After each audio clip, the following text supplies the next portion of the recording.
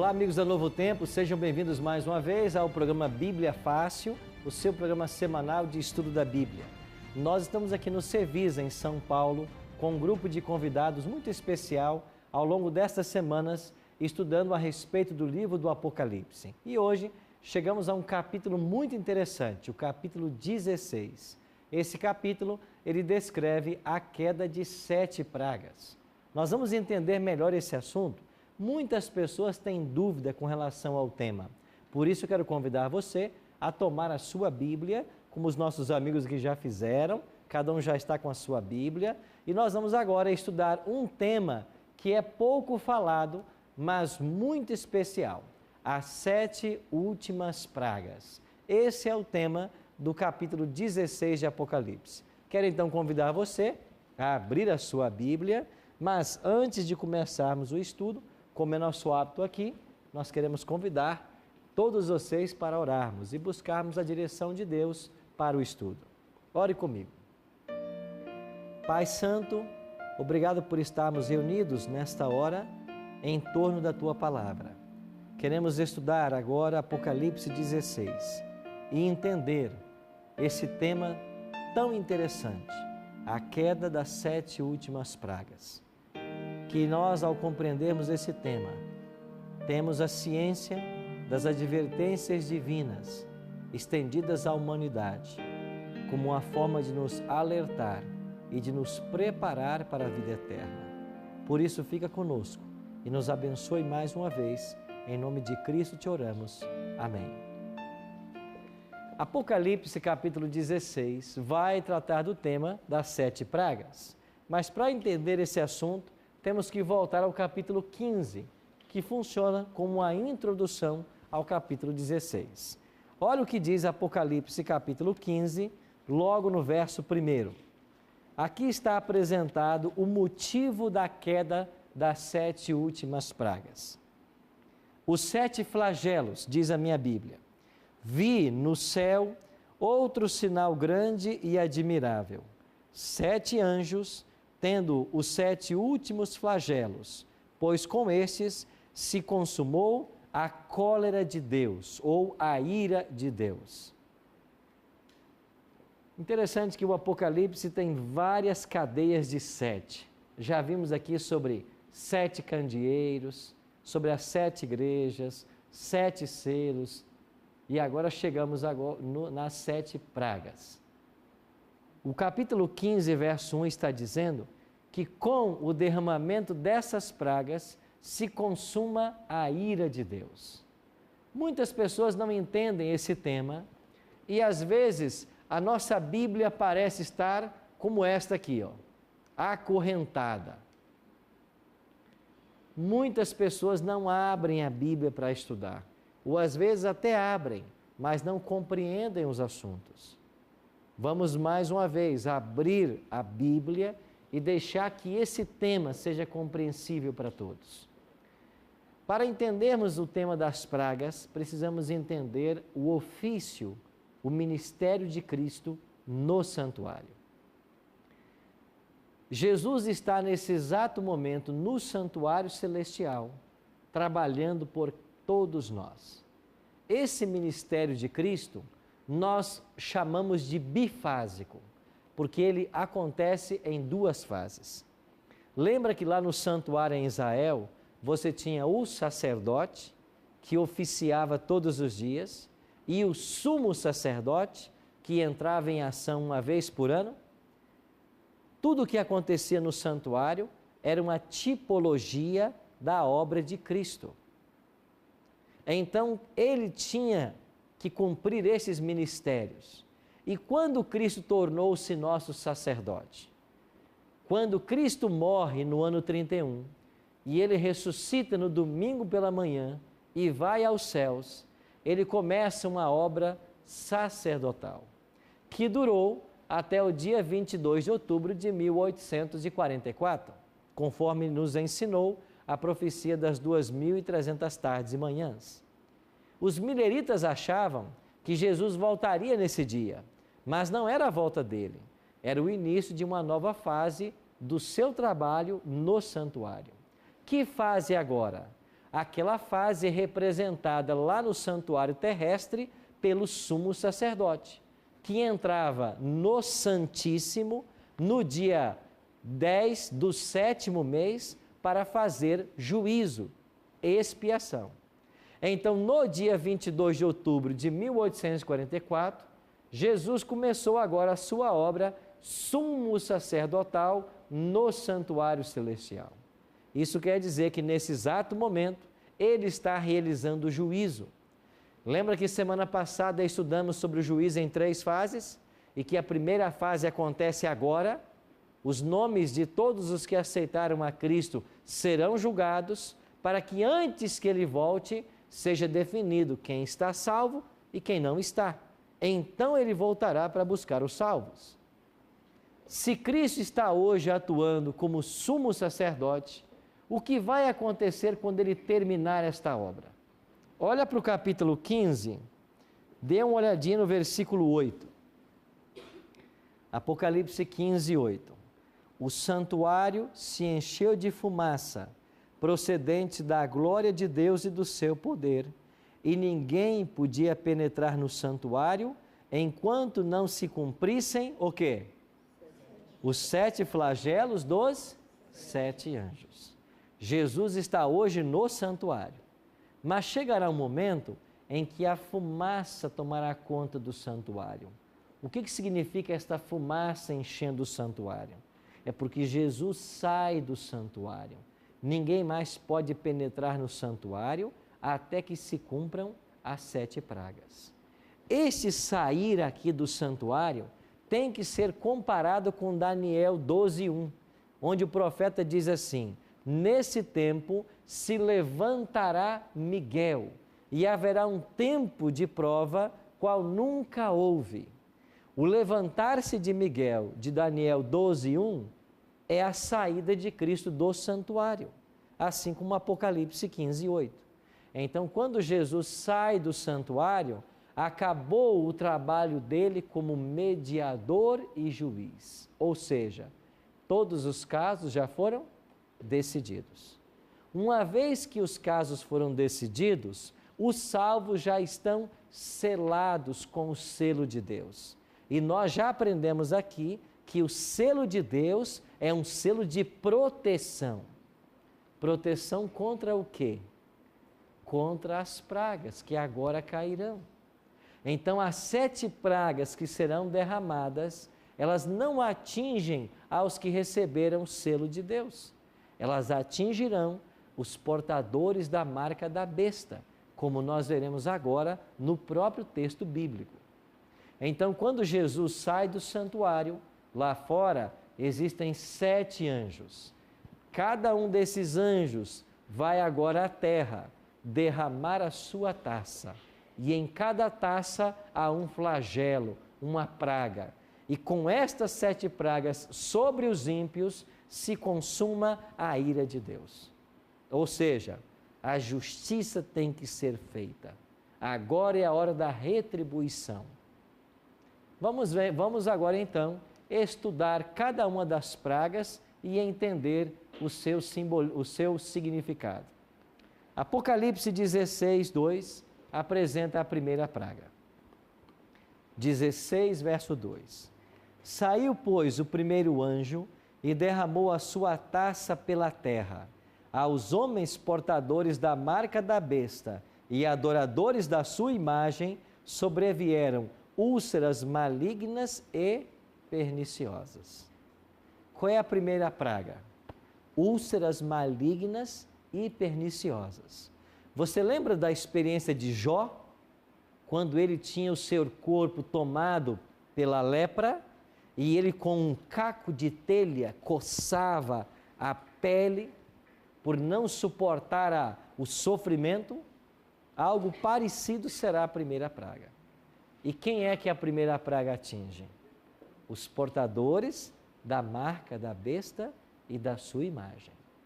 Então a primeira praga é derramada sobre esse grupo. Segunda praga, verso 3. Derramou o segundo anjo a sua taça aonde? No mar. E este se tornou em sangue como de morto, e morreu todo ser vivente que havia no mar. A segunda praga, ela é derramada no mar, e o mar vai se transformar em sangue. E o que vai acontecer com os animais que habitam no mar? Eles morrerão. Agora, estas pragas são literais, mas elas não são universais. Por que não são universais? Esta é uma conclusão que nós chegamos.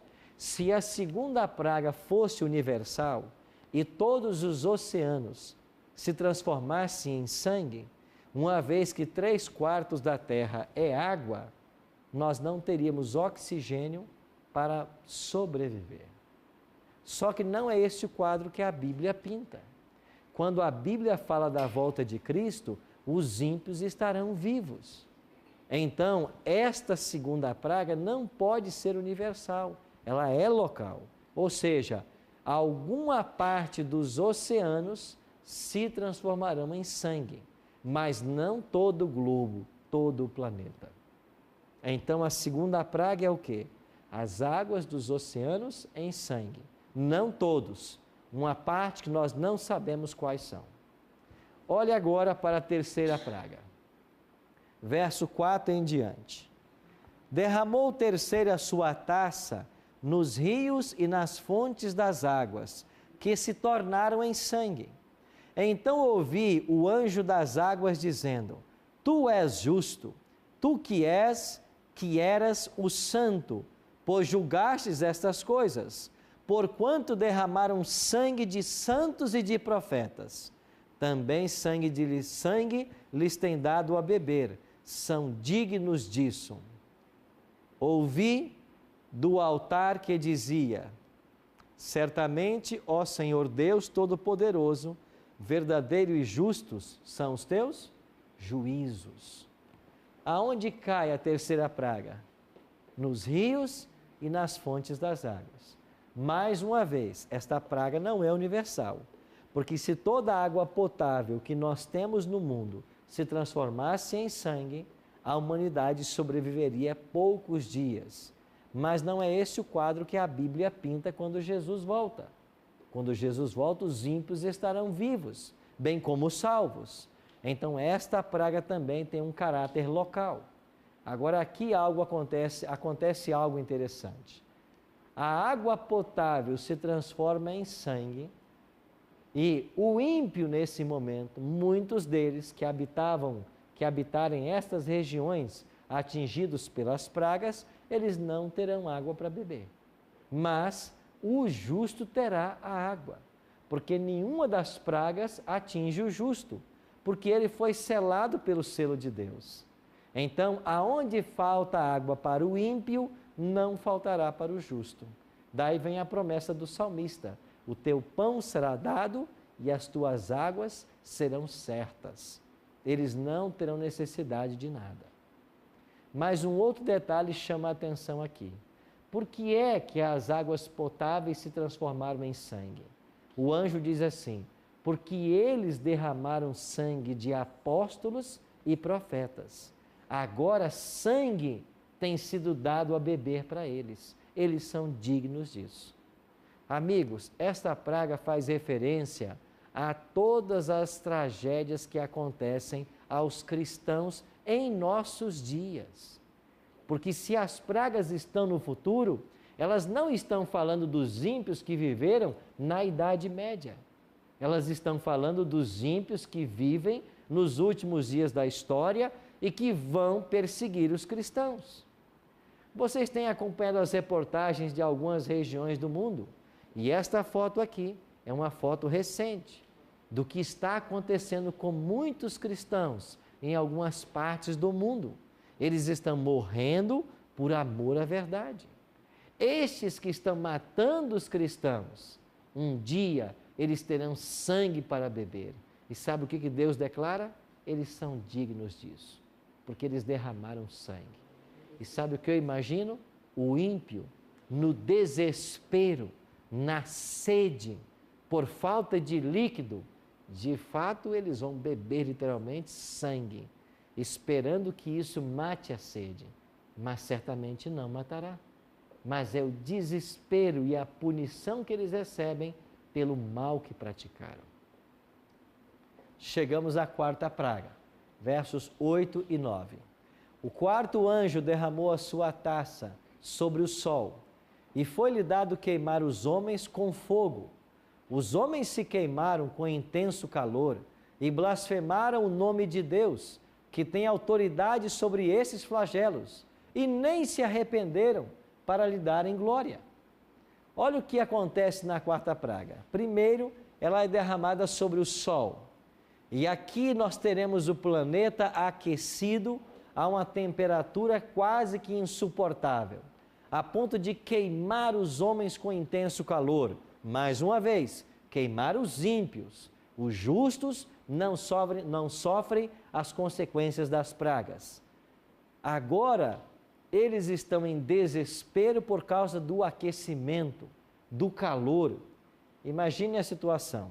Eles têm úlceras malignas no corpo, eles não têm água para beber e agora um sol que aquece a ponto de queimar a pele.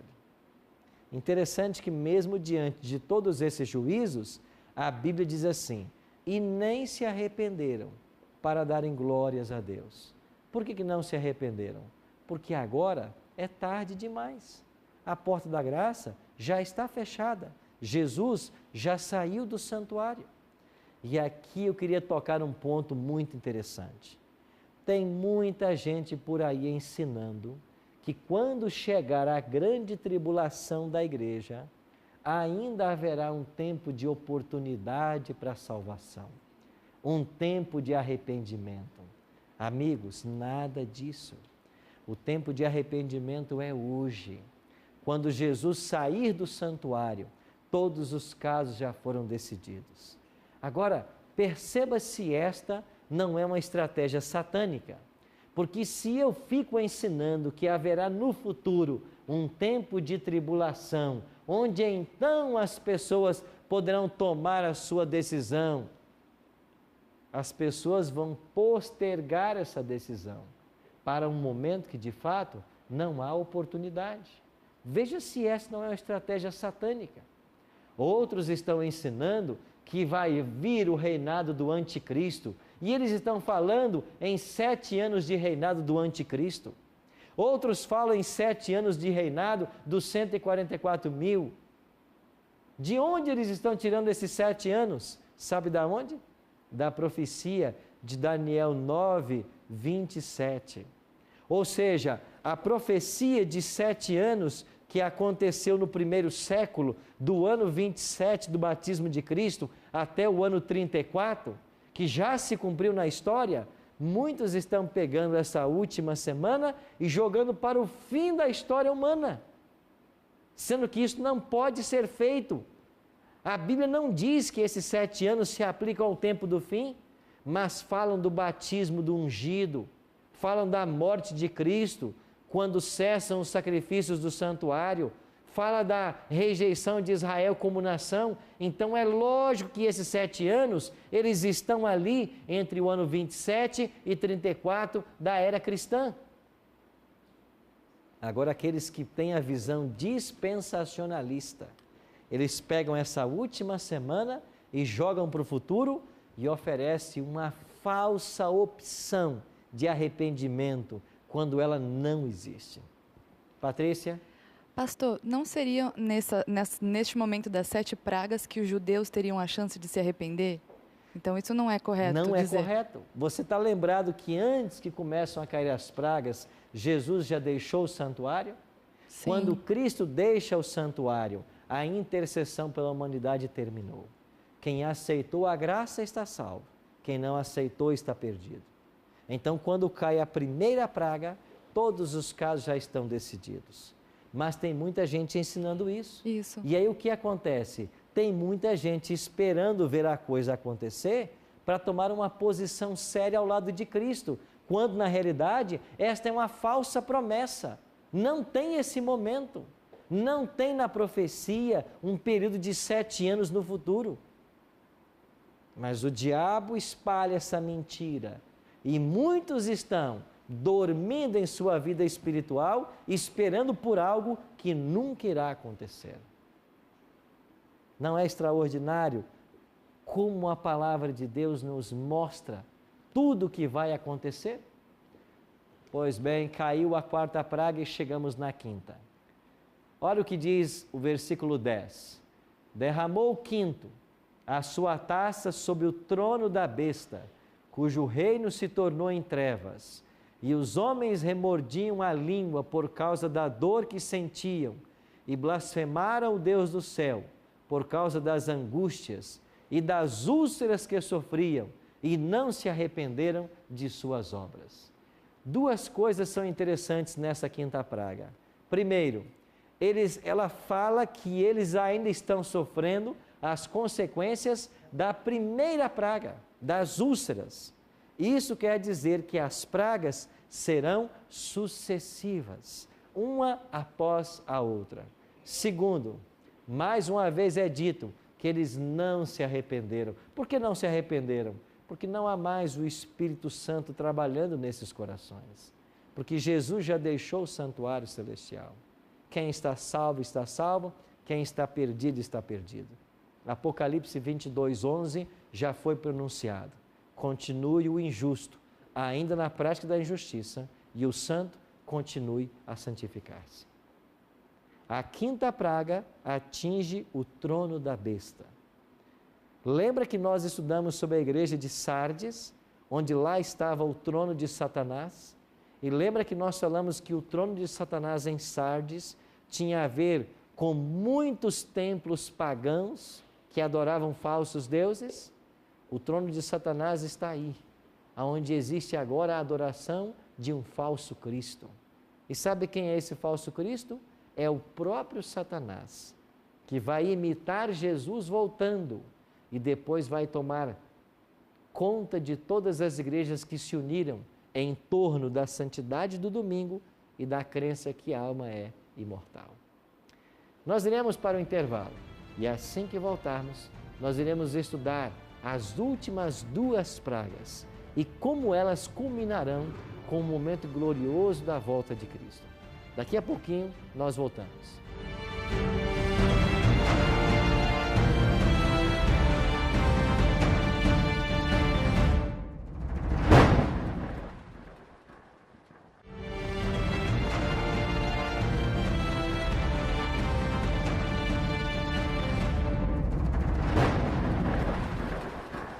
Estamos de volta com o segundo bloco do programa Bíblia Fácil, hoje estudando a respeito das 7 últimas pragas.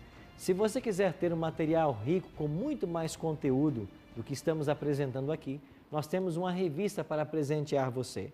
Você pode solicitar essa revista através do telefone 0 operadora 12 21 27 3121 ou então acessando o nosso site novotempo.com/Bíblia Fácil. E aí você poderá então receber inteiramente grátis essa revista na sua casa através dos correios. Eu queria aproveitar e fazer um convite para você. Todos os domingos à noite, nas igrejas adventistas, nós estamos estudando o tema do Apocalipse. Você está convidado a nos fazer uma visita. Se quiser encontrar uma igreja perto da sua casa, acesse o nosso e-mail, o nosso site, encontreumaigreja.com.br. E lá você vai poder aprofundar um pouco mais os assuntos que aqui nós estamos apresentando. Quando terminamos o primeiro bloco, falamos sobre a quinta praga. E parece que a Graziele tinha uma pergunta, pois não? Não ficou muito bem claro sobre a vinda do falso Cristo. Ele vai vir nessa quinta praga e aqueles que não têm mais a oportunidade de salvação, eles irão acreditar que é realmente o Cristo? Muito boa a sua pergunta. Na realidade, o falso Cristo não se manifesta na quinta praga. Ele já se manifestou antes do fechamento da porta da graça. Abra comigo e leia um texto aí da palavra de Deus. O apóstolo Paulo escrevendo a sua carta aos Tessalonicenses. Qual é o tema do capítulo 2 dessa segunda carta? Na minha Bíblia diz assim, a vinda do Senhor, certo? A revelação da apostasia e o homem da iniquidade. Olha para o versículo 1, segundo Tessalonicenses 2, 1. Irmãos, no que diz respeito à vinda de nosso Senhor Jesus Cristo e a nossa reunião com Ele, nós vos exortamos. Qual é o tema que Paulo está tratando aqui? A volta de Cristo, certo? Com relação à vinda de Jesus Cristo, nós vos exortamos. O tema é a volta de Jesus. Olha o versículo 3. Ninguém de nenhum modo vos engane, porque isto não acontecerá. O que não vai acontecer? A volta de Cristo. Sem que primeiro venha a apostasia e seja revelado o homem da iniquidade, o filho da perdição. Verso 4. O qual se opõe e se levanta contra tudo o que se chama Deus ou é objeto de culto, a ponto de assentar-se no santuário de Deus, ostentando-se como se fosse quem? O próprio Deus. Verso 7. Com efeito, o mistério da iniquidade já opera e aguarda somente que seja afastado aquele que agora o detém. Verso 9. Ora, o aparecimento do iníquo é segundo a eficácia de Satanás, com todo o poder, sinais e prodígios da mentira. Sabe o que Paulo está dizendo? Antes que Cristo volte, o próprio Satanás vai fazer parecer ser ele o Cristo voltando. E quando ele fará isso? Antes que se feche a porta da graça. Porque depois do fechamento da porta da graça durante as pragas, o ímpio já está perdido. O diabo não lucraria com isso. Então ele fará isso antes que se feche a porta da graça, durante o lançamento do decreto dominical. Por quê? Porque aí ele pode arrastar ainda muitos para a perdição. E o que ele vai fazer? Ele vai fazer parecer ser o Cristo, baixando a terra, e quando aqui chegar, vai começar a pregar e ensinar como Cristo fazia, vai fazer um monte de sinais, milagres e maravilhas, e o povo vai achar que ele é o Cristo que voltou. Você entendeu a artimanha de Satanás? Agora, por que é que ele também volta? Lembra que eu falei para vocês de que todas as igrejas vão estar se unindo em torno de duas doutrinas? A crença de que o domingo é o dia santo e que a alma é imortal? Mas o que dizer das pessoas não cristãs? O que dizer, por exemplo, do mundo muçulmano, que não aceita a Cristo nem a Bíblia como verdade? Como eles vão se unir às igrejas? Independente do movimento, religioso ou não, todos esperam a manifestação de um libertador. Pegue, por exemplo, o movimento Nova Era. O movimento Nova Era está esperando a vinda do Maitreya, que é o libertador para eles. Qualquer segmento hoje espera a chegada de um libertador. O que o diabo vai fazer? Ele vai reunir nele a expectativa de todos os povos. Então todos vão achar que ele é o libertador que eles esperavam. Por quê? Por causa dos bens temporais que ele estará fazendo pelos povos. Aí o ecumenismo chegará ao seu ápice, porque agora o Cristo está em nosso meio e nós todos nos unimos. Mas quando acontece esse ecumenismo, o povo remanescente de Deus está pregando que esse é o falso Cristo, que há uma lei a ser obedecida, que a marca da besta não deve ser aceita. Então o mundo inteiro vai ser evangelizado, porque Jesus falou que assim tem que ser, em Mateus 24:14. Esse evangelho será pregado, então virá o fim. E quando o mundo inteiro for evangelizado, Jesus termina a sua obra mediadora. Todos os que aceitaram a salvação estão salvos, todos os que rejeitaram estão perdidos, e ele sai do santuário. Quando ele sai do santuário, começam a cair as pragas. Patrícia. Recentemente, o Papa se reuniu com outras denominações religiosas no intuito de promover a paz mundial. Nós podemos dizer que é isso se cumprindo? Claro! Nós estamos a passos largos no movimento ecumênico. Várias reuniões estão acontecendo. As igrejas estão se unindo. Agora, olha que interessante. O ecumenismo vai ser coroado com a vinda de Cristo, que na realidade é o falso Satanás. É o falso Cristo, é Satanás. Só que quando todas as igrejas se unirem, Jesus terminou sua obra no santuário, ele sai do santuário, aí começam a cair as pragas. Aí agora os ímpios que estão seguindo esse falso Cristo começam a receber as pragas. Aí eles vão perguntar para o próprio Cristo: escuta, você não é o Cristo? Você não está em nosso meio? Nós todos não nos unimos como igreja? E por que agora das pragas? E sabe qual será a resposta que o diabo dará? Sabe por que as pragas estão caindo? É porque há um grupo que não se uniu conosco. E é por causa desse grupo que Deus está irado. Se esse grupo for exterminado, as pragas cessarão. E então sai o decreto de morte de Apocalipse 13. Está lembrado o decreto de morte? É agora que ele sai, durante as pragas, com essa justificativa. Se nós exterminarmos aqueles que não se uniram e os que insistem na observância da lei de Deus e do sábado, as pragas cessarão. É nesse contexto que chega o decreto de morte de Apocalipse 13, 15. Vocês estão percebendo como é que o Apocalipse constrói os eventos do final da história? E então as pragas estão caindo, sai o decreto de morte, os ímpios se unem contra os justos, que já estão selados, e quando eles tentarem matar os justos, Cristo se manifesta e liberta seu povo. Por quê? Porque eles não podem mais morrer agora, porque eles já estão selados. Então, vamos ver quais são os eventos da sexta praga. Olha aí para a próxima praga, verso 12 em diante. Derramou o cesto a sua taça aonde, amigos? Sobre o grande rio Eufrates. O que aconteceu com as águas do Eufrates?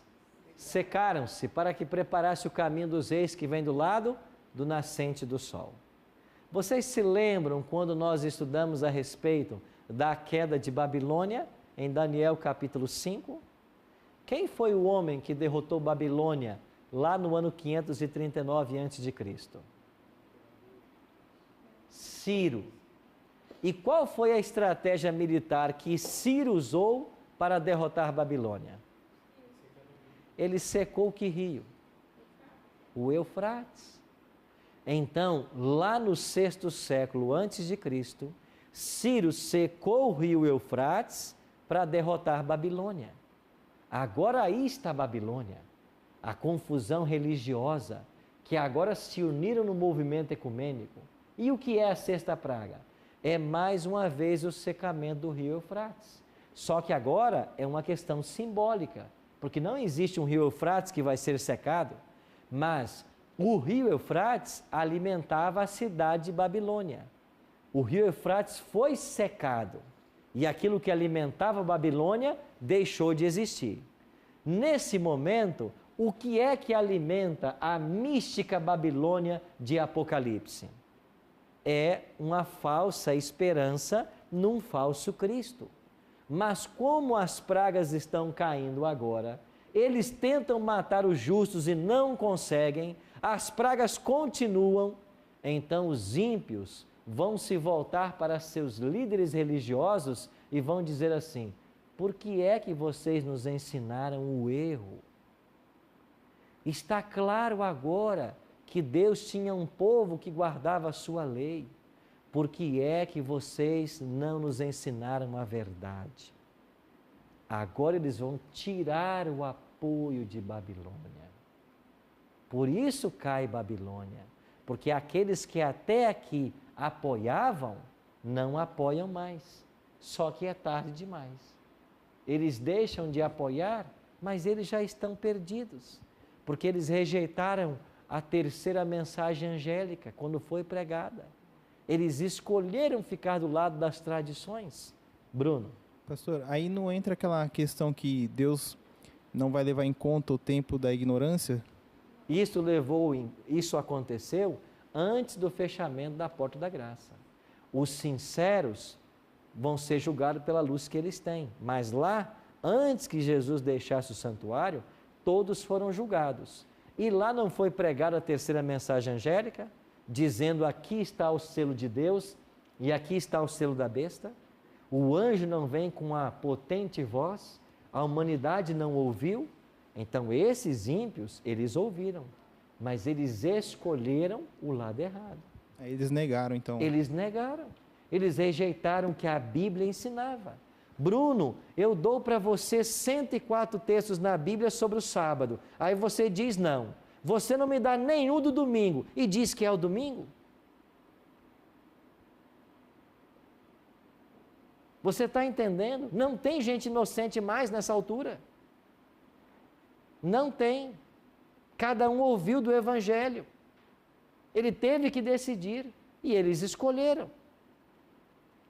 Agora eles tiram o apoio das igrejas, dos líderes, mas eles já estão perdidos. E o que acontece agora? Olha o que diz a praga. Então vi sair da boca do dragão, da boca da besta e da boca do falso profeta 3 espíritos imundos semelhantes a rãs, porque eles são espíritos de demônios, operadores de sinais, e se dirigem aos reis do mundo inteiro, com o fim de ajuntá-los para a peleja do grande dia do Deus Todo-Poderoso. Verso 16. Então se ajuntaram no lugar em que hebraico se chama Armagedon. Aqui está a batalha do Armagedon. E o que é esta batalha do Armagedon? Deixa eu voltar o verso aqui. 3 espíritos imundos que saem da boca do dragão, da boca da besta e da boca do falso profeta. Amigos, quem é o dragão na profecia apocalíptica? O próprio Satanás. Quem é a besta na profecia apocalíptica? Nós já vimos aqui que existem mais de uma besta no Apocalipse. Quando estudamos Apocalipse capítulo 11, nós vimos que aquela besta que surge do abismo para atacar a palavra de Deus, as 2 testemunhas, nós dissemos que aquilo ali é o próprio Satanás que usou o ateísmo da França para atacar a Bíblia. Quando chegamos em Apocalipse 13, nós já estudamos aqui que a primeira besta refere-se a Roma imperial e papal e que a segunda besta refere-se aos Estados Unidos. E no capítulo 17 tem mais uma besta que ainda vamos estudar ainda. Ou seja, se o próprio dragão é o Satanás, estas bestas podem estar falando de quê? Podem estar falando desse movimento religioso que foi liderado pela primeira besta que recebeu a adoração. Roma papal. E o que é aqui o falso profeta? O falso profeta nesse contexto é o movimento espírita. Por que ele é o falso profeta? Porque está ensinando que a alma é imortal, que você pode comunicar-se com os mortos, que os mortos falam com você, que você passa por reencarnações sucessivas. Esse é o falso profeta, porque nada disso é bíblico. Aqui em Apocalipse 16, 13, fala de 3 espíritos imundos que saem da boca do dragão, da boca da besta e do falso profeta. Quem é o dragão na profecia apocalíptica? O próprio Satanás. Agora, quem é que Satanás usa para disseminar os seus ensinos? O Espiritismo. Porque é o Espiritismo que ensina que as pessoas, que a alma não morre e que você passa por processos de reencarnação para aperfeiçoamento. É o Espiritismo que ensina que você pode se comunicar com quem já morreu, quando a Bíblia diz que aqueles que morrem estão dormindo, não têm consciência de nada. Então o Espiritismo é representado aqui pelo dragão. No capítulo 11, nós temos uma besta que sobe do abismo, que é o próprio Satanás, que usou o ateísmo na França para atacar a palavra de Deus. No capítulo 13, nós temos agora uma besta que sai do mar. Esta besta recebe adoração. E nós identificamos esta besta como sendo Roma imperial e papal. Então, no contexto do tempo do fim, não existe mais Roma imperial, mas a ferida mortal que o papado sofreu foi curada, diz o Apocalipse, e toda a terra se maravilhou seguindo a besta. Então o dragão representa o espiritismo, a besta o catolicismo e o falso profeta o protestantismo, que se apostatou da verdade. A segunda besta de Apocalipse 13, que tem nos Estados Unidos a principal nação protestante do mundo. Agora o que aconteceu?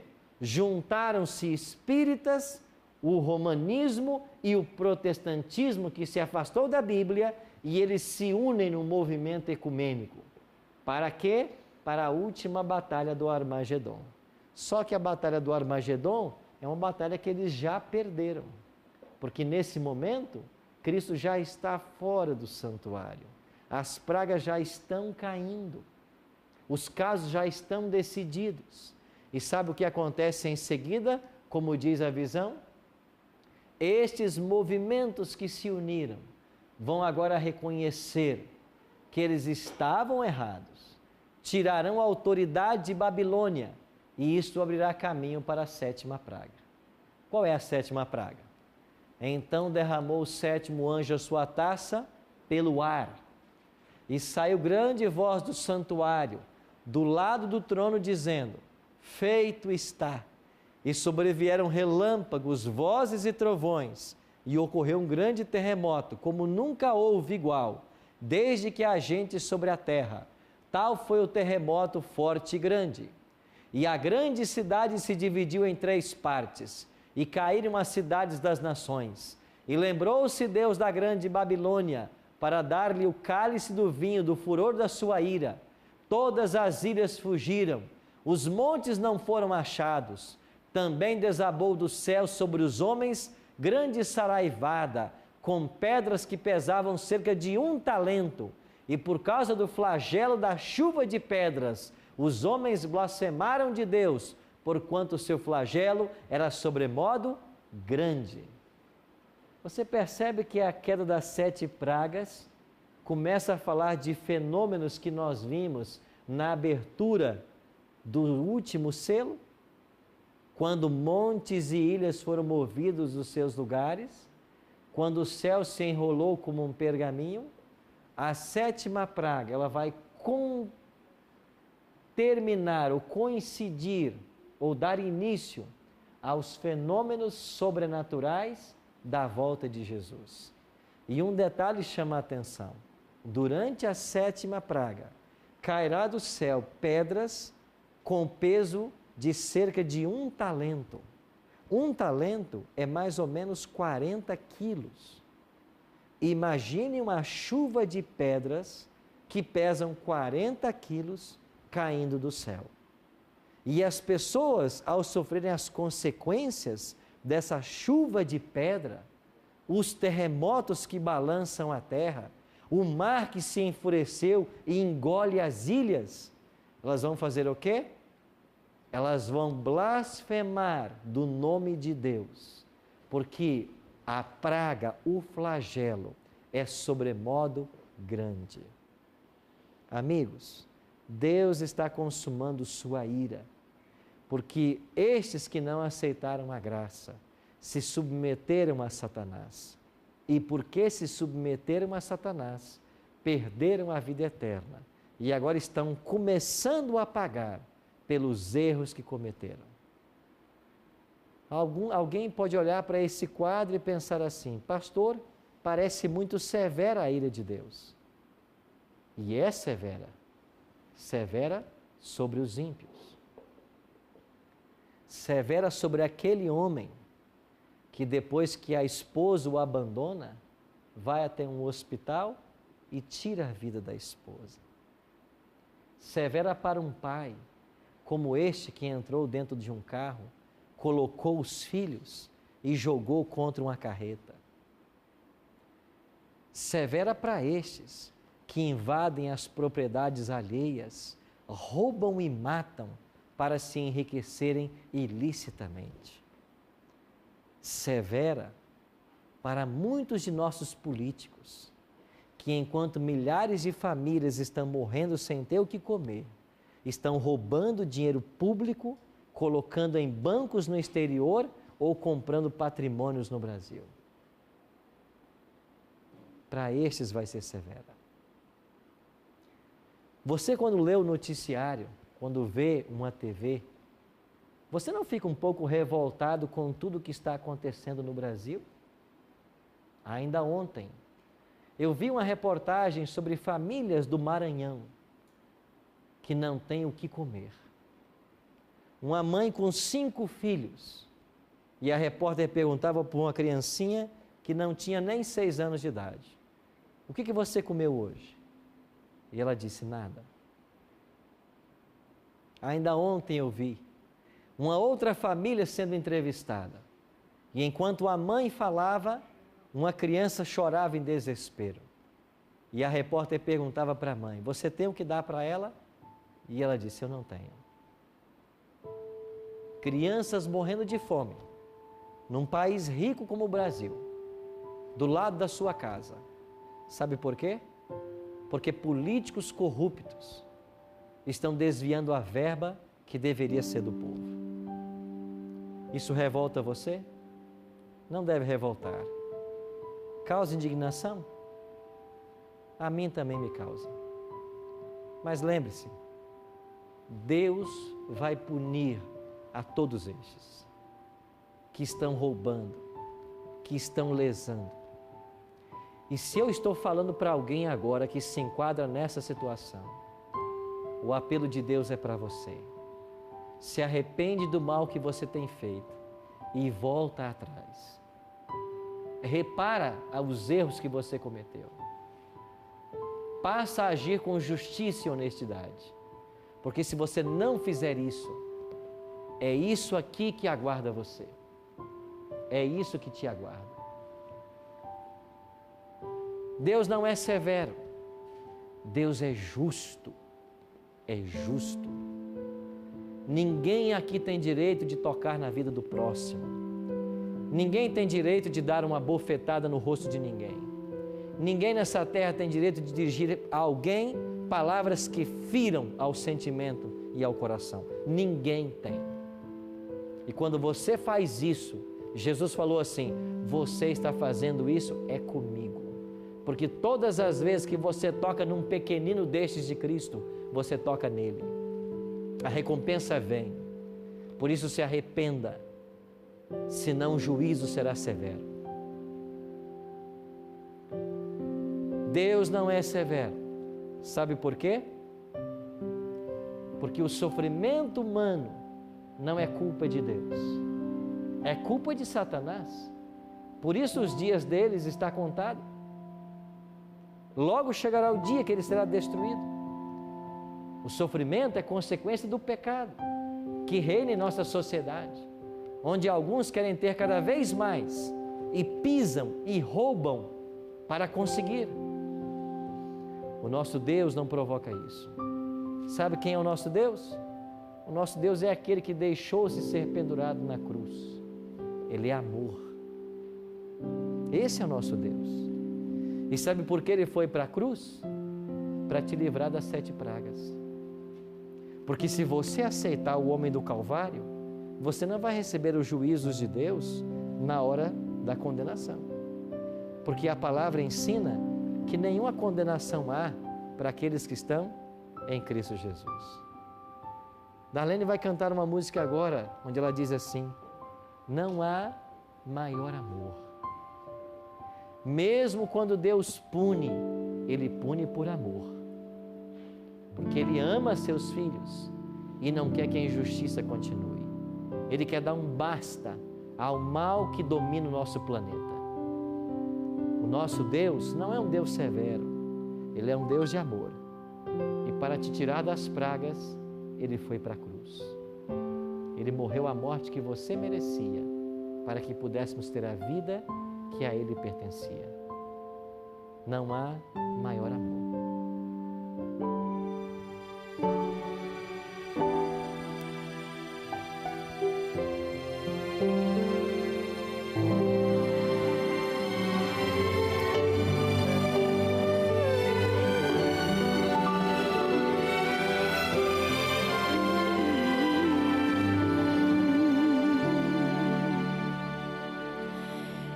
em meu lugar sofreu,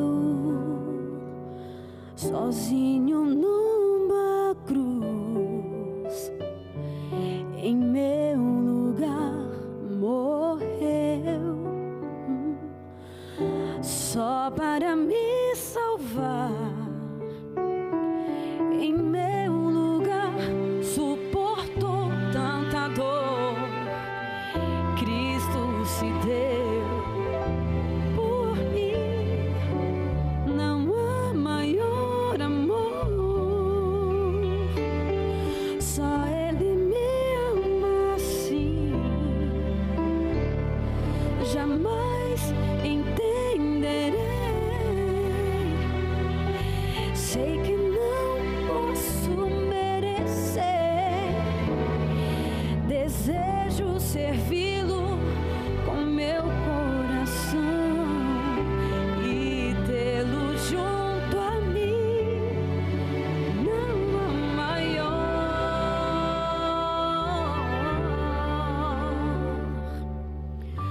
amor.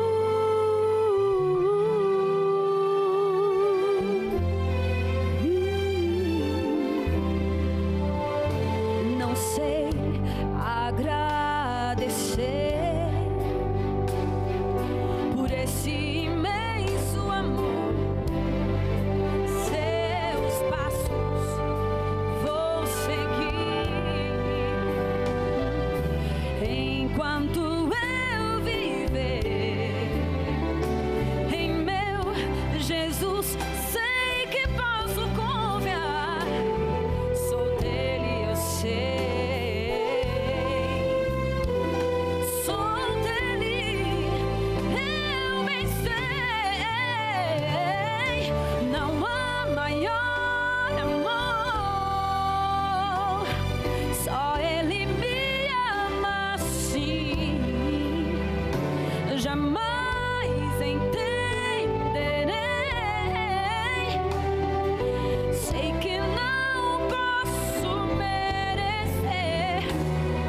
Desejo servi-lo com meu coração e tê-lo junto a mim. Ele é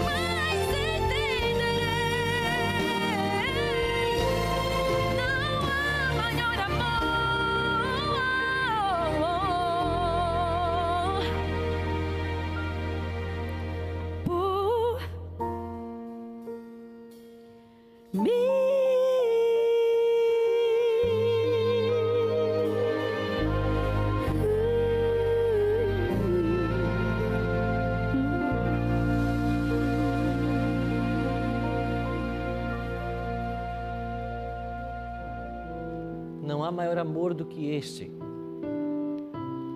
João 3,16 diz: porque Deus amou o mundo de tal maneira que deu o seu Filho unigênito, para que todo aquele que nele crê não pereça, mas tenha vida eterna. Deus não nos criou para a destruição, mas Ele plantou em nosso coração o desejo pela eternidade. Deus nos criou para vivermos para sempre. Infelizmente, muitos não querem a Cristo e terão que passar pelo juízo das 7 pragas, como uma punição pelos atos que cometeram. Mas Deus é amor, e mesmo quando Ele pune, Ele está pensando no bem das pessoas. E finalmente, a destruição dos ímpios será um ato de amor, porque de outra forma, eles seriam infelizes por toda a eternidade. Não há real felicidade longe de Cristo.